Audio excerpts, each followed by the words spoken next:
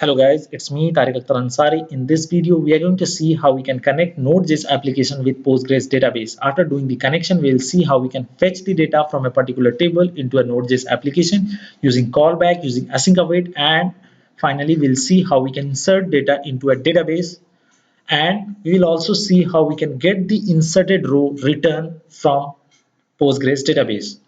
So each and everything we are going to see in this video. So hope you will guys see this video till the very end. So the first thing, we need to initialize Node.js application. For initializing, there is a command npm init -y. It will create a package.json file. Now the next thing, we need to install a package pg, Postgres library. It will help us to connect with Postgres database, this package. And for the official documentation, I'll give this link in the description so you can follow for more information. Now here I'm going to create a file database.js. So inside this file I'll write all the connection code. So the first thing, I need to import from pg. So it provides a client class. So I'll create the object of this class for connecting with Postgres database. So here I'm taking a name, client, new client, and inside this we need to pass few information as an object. Host, by default it will be localhost if we will not pass this information. Then the second thing is port. By default it takes 5432 if we don't provide. Then the next thing, user, default username is Postgres. If you have other, then definitely you need to specify here. And the password, whatever you have choose at the time of installation. If you haven't watched that video, I have given the link in the description. You can check out that video as well. Now the final thing is database. So I have already created a database demo. So you can connect with this database. You need to explicitly call the connect method to establish the connection between node application and database. Now we can execute the query using the query method. So inside this we need to write the query first in first parameter, and second parameter is a callback that receives two things, error and result. So if error is null, then result, it means it's success. If error has some value, it means something went wrong. So we need to check. If there is no error, it means it's success. So in this if block we can print the result. So result.rows, so it will return all the rows. Now finally we need to end the connection. Make sure you need to end the connections after performing the operations. Now here I'm executing node database.js. Here you can see I'm getting 3 rows in an array. So I have only 3 rows in a table, so I'm getting this. So even if you can get the information conditionally, instead of getting all the records at a time, you can get one by one. So let me here put a condition where id equal to, because id I have a column in the table, so here I'm specifying $1.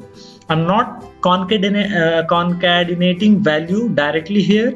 Instead of that I'm using $1, and in the second parameter inside an array I'm passing the value. So here you can see that the second row, if I'll change the value to 1, if I'll run this again, you can see I'm getting the first row. Okay, so in this way we can get the value. Instead of writing everything in a single file, what we'll do here, we'll keep the connection code here only, and the query part will move to another file. So let's do here, cut this line code here and module.export client. So from here we are exporting the client object. So I'm going to create a new file here, app.js. So the first thing, we need to import the client object from database file /database, right? Now we can execute the query whatever we have executed there. Just save this and run again. Note, but this time we will execute app.js file. Now here you can see I'm getting the same thing, right? Now before doing anything else, let me add few event with client objects so that we can get more information about the database. So the first event we are going to add connect. In a callback I'm going to write console.log database connection. So whenever we will connect to database, this will print. Now the second thing I'm going to add client.on end. So whenever connection will end, this callback is going to execute. So as of now I'm just going to write here console.log connection end. That's it. Now just save and execute and see. So here you can see before the query execution I'm getting database connection and connection end. These two messages, and in between I'm getting the result. So you guys, same thing using async await. So for using async await, we need to make a function. That function will be async, and inside that we can use the await keyword, because without async we cannot use await keyword. So I have created this function. Inside this I'm going to use await. So I'll use the await.connect. So await means it will wait. Once this line will complete, then only the next line will execute. Now we need to call this function at the end for executing this.